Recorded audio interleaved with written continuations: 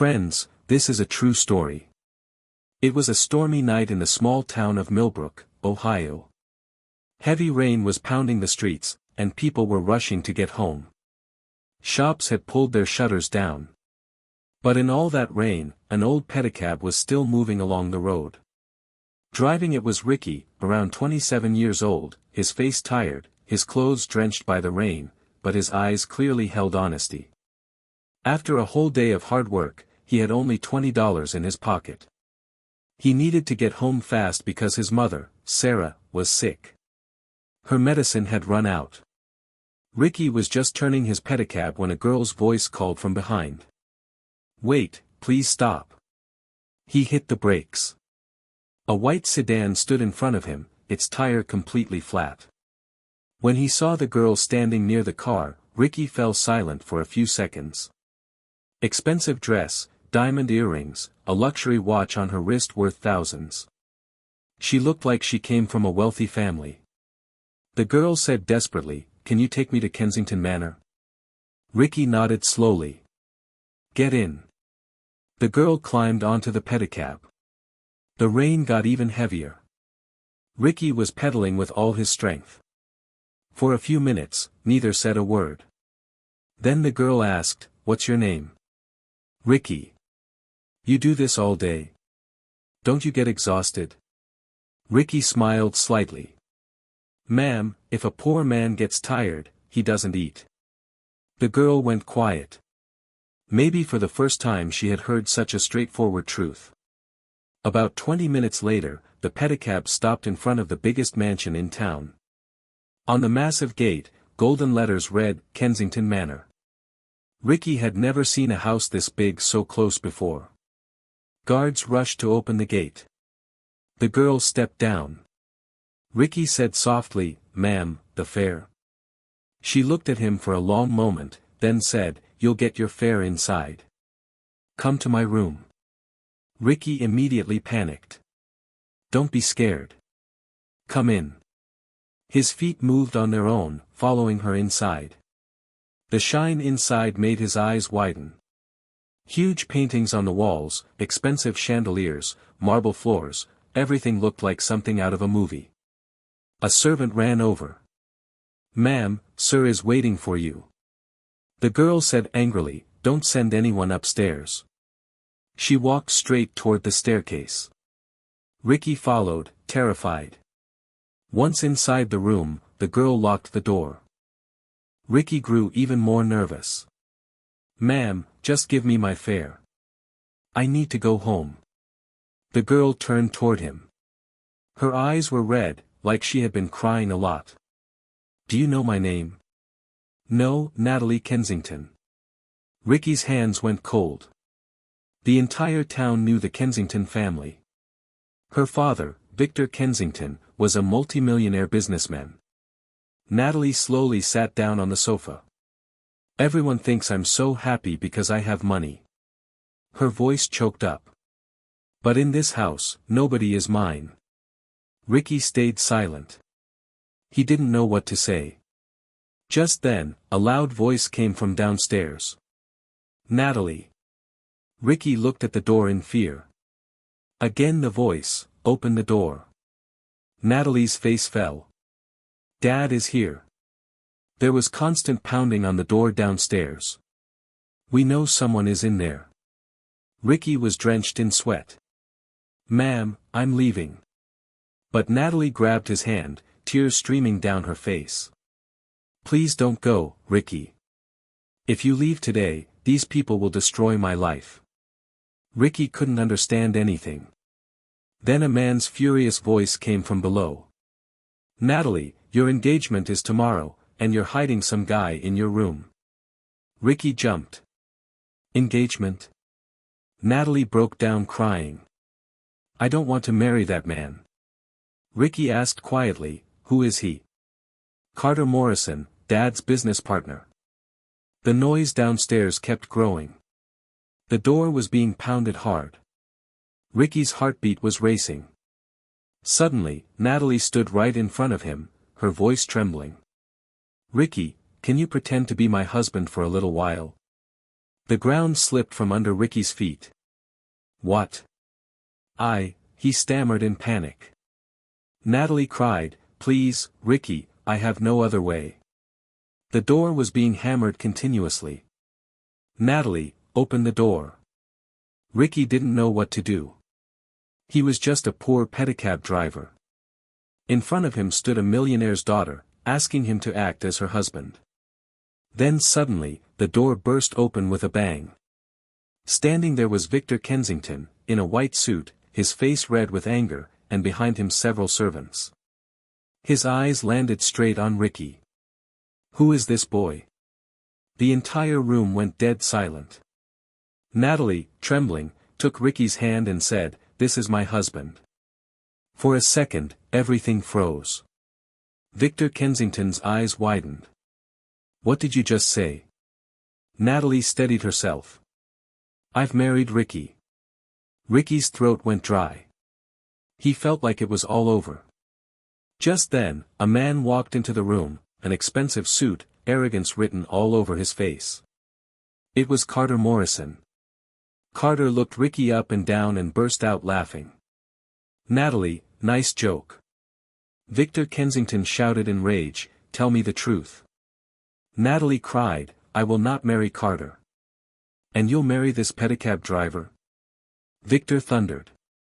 Ricky tried to speak for the first time. Sir, quiet. Victor screamed. The whole room shook. Carter walked slowly up to Ricky, grabbed his shirt. What's your worth? How much do you make? 300 a week. He laughed loudly. And you're going to marry the daughter of Kensington Industries? Natalie stepped between them. Don't you dare put your hands on him. Victor slammed a glass from the table onto the floor. Glass shattered. After today, I don't want this boy's face seen in this house again. Ricky was terrified. He said immediately, Ma'am, I'm leaving. But Natalie held his arm tightly. If he goes, I'll go with him. The room fell silent once more. Victor looked like he had been struck. You've gone crazy. Natalie's tears flowed non-stop. Dad, you never once saw my happiness. You only ever saw business. Carter said angrily, Uncle, this girl is dragging your reputation through the mud. But Natalie shouted loudly for the first time. Respect doesn't come from money. A hush fell over the room. Ricky watched Natalie. Such a rich girl, yet so broken inside. Then Victor. Kensington spoke in a cold voice. Fine. If you like this boy so much, then from today your relationship with this house is over. Natalie's eyes filled up, but she bowed her head. Victor looked at the guards. Get both of them out of here. Now. A few minutes later, in the heavy rain, Ricky and Natalie Kensington stood outside the gates of Kensington Manor. Natalie had only a small bag in her hand. Ricky was still in shock. Ma'am, what have you done? She gave a faint smile. Don't call me ma'am anymore. But where will I take you? Ricky's voice trembled. My house is very small. Natalie said calmly, the heart shouldn't be small, Ricky. He couldn't say a word. Both of them started walking slowly through the rain. About half an hour later, they reached a narrow alley in the poor part of Millbrook. A tiny, broken-down house, a leaking roof, an old cot outside. Natalie stared at that house for a few seconds. Then she smiled and said, You live here? Ricky was ashamed. Yes. Just then, the sound of coughing came from inside. Ricky rushed in. His mother Sarah was lying on the bed. She looked at him with weak eyes. You're back, son. Then her gaze fell on Natalie. Who is this? Ricky went silent. He didn't know what to say. But then Natalie stepped forward. She touched Sarah's feet and said softly, Mom, I'm your daughter-in-law. Sarah was stunned. Ricky's heart started pounding hard. That night, there was no electricity in the small house. In the dim candlelight, Natalie sat on the floor and ate dry bread and some potato curry for the first time, but there was peace on her face. Ricky kept staring at her, unable to believe that a millionaire girl was sitting in his home. Then suddenly, the sound of vehicles stopping outside. Ricky moved toward the door. He looked outside and his breath stopped. There stood Carter Morrison, and behind him, the police. Ricky's hands began to shake. The entire alley had gathered. People were peeking through their windows. Carter looked at the house with disgust. "So this is where you hid my fiancée?" Natalie rushed outside immediately, furious. "I'm not a piece of property." Carter laughed. "But your dad set your price in the millions."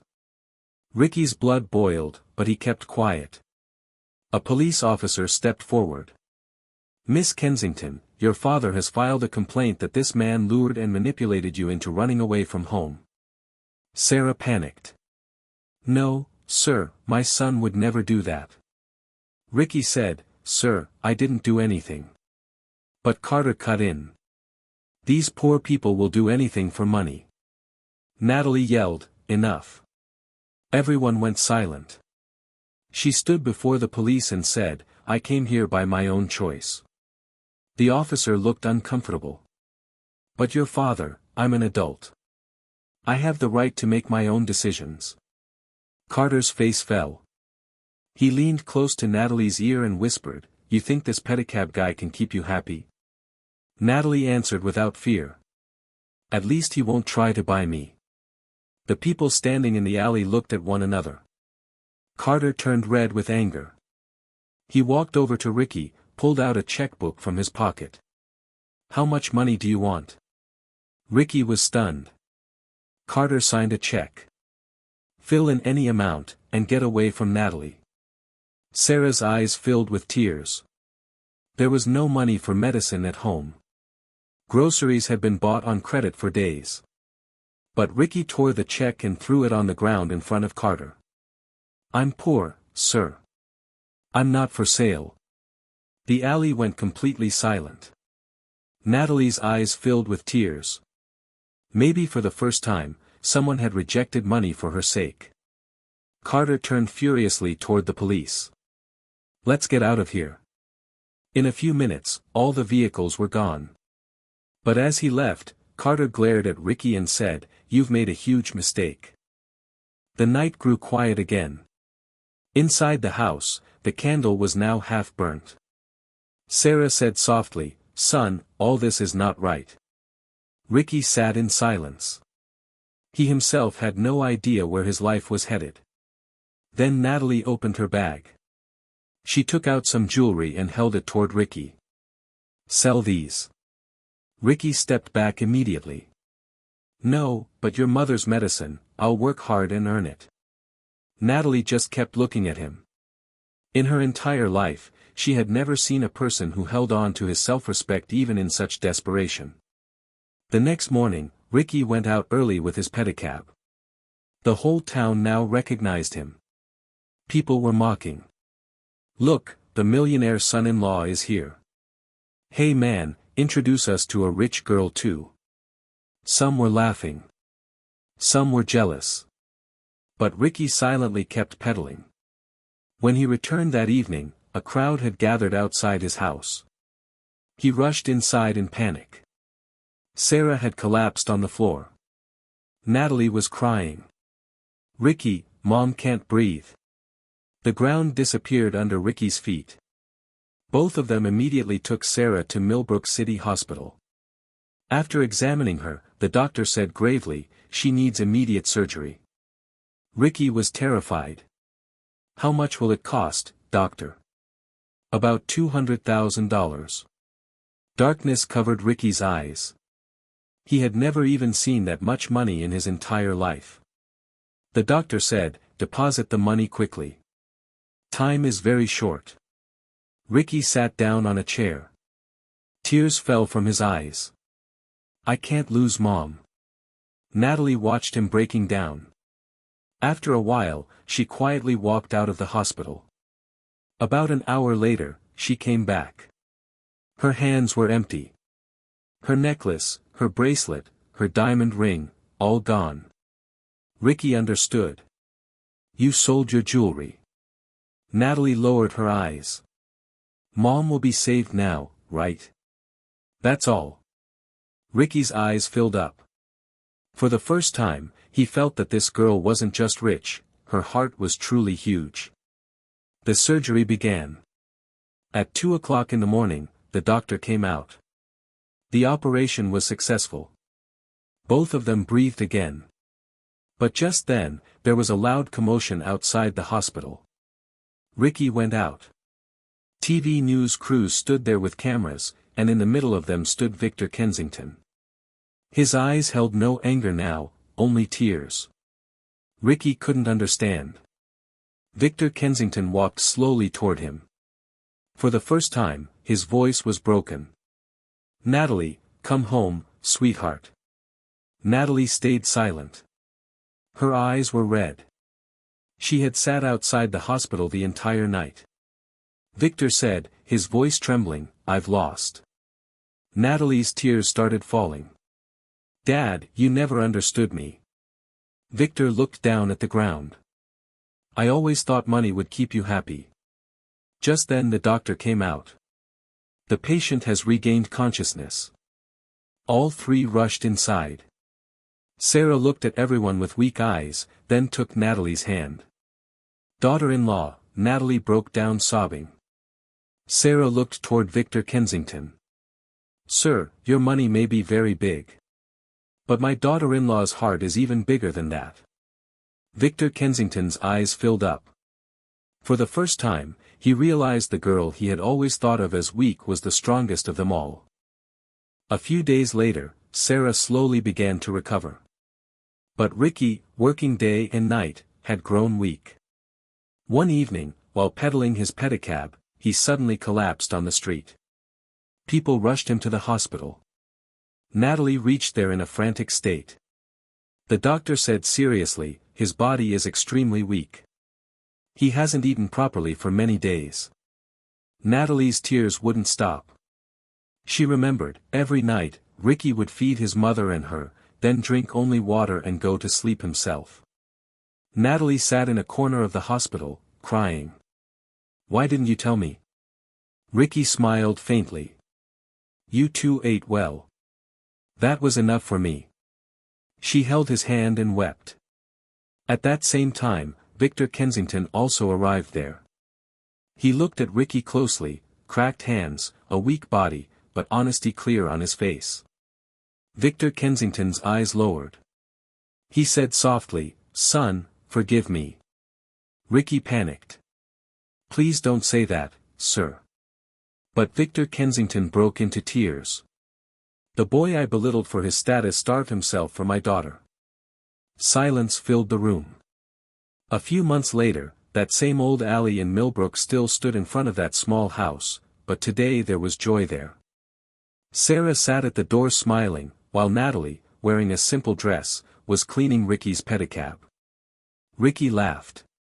A millionaire girl doing all this? Natalie smiled. Standing by my husband. Peace was in both their eyes. There wasn't much wealth, but plenty of belonging. Over at Kensington Manor, the mansion was still grand, but for the first time, the sounds of real relationships could be heard inside. Victor Kensington now came to that little house every week, because he had finally understood, poverty belongs to houses, not to hearts. Moral of the story, where money comes between a relationship, love slowly dies. But where humanity and sacrifice exist, even a small life becomes paradise. If you were in Ricky's place, could you have refused millions of dollars? And if you were Natalie, would you leave a life of luxury to stand by a poor man? Do tell us in the comments, and stay connected for more heart-touching stories like this. If you liked this story, don't forget to like and subscribe to our channel Kahani Sansar by RK. We'll be back with another emotional story. Until then, take care of your parents. God bless.